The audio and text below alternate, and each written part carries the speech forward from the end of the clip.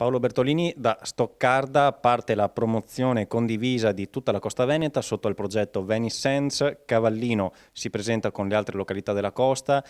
Come funziona questo progetto per dare spazio e univocità a tutte quante le località? Beh, direi che è un progetto molto importante. Stoccarda effettivamente è un po' il battesimo di questo grande progetto. Ci stiamo lavorando da parecchio tempo. L'aggregazione, il portare all'ospite il territorio, non più la singola azienda, è oggi un sistema che ci fa vincere.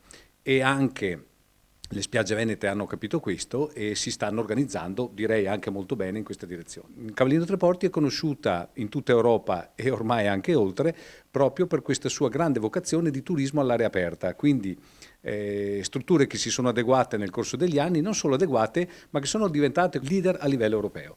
Questo è oggi Cavallino Tre Porti e quindi è molto importante anche all'interno del sistema veneto avere queste, diciamo, specificità e queste grandi eccellenze. Francesco Berton, fino a domenica è ancora in corso la fiera di Stoccarda. Tra i 17 riconoscimenti dati dalla rivista ADAC, ben 9 sono andati alle strutture di Cavallino Tre Porti, quindi un territorio delle strutture che continuano sempre a investire per migliorarsi, strutture che ormai vengono prese da riferimento anche in tutto il comparto plein air d'Italia.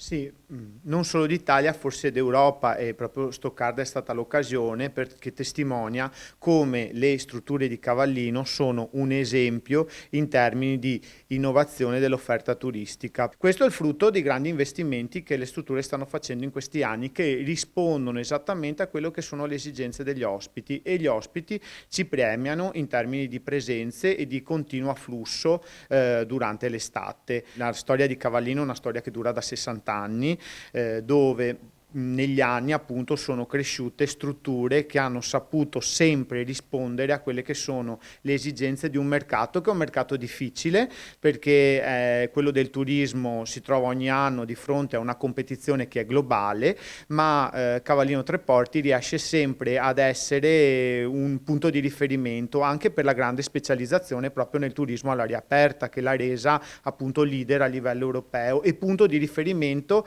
proprio in termini anche di innovazione dell'offerta. Da tutto il mondo vengono a studiare le strutture ricettive di Cavallino proprio perché a Cavallino si fa forse il miglior turismo all'aria aperta d'Europa, insomma.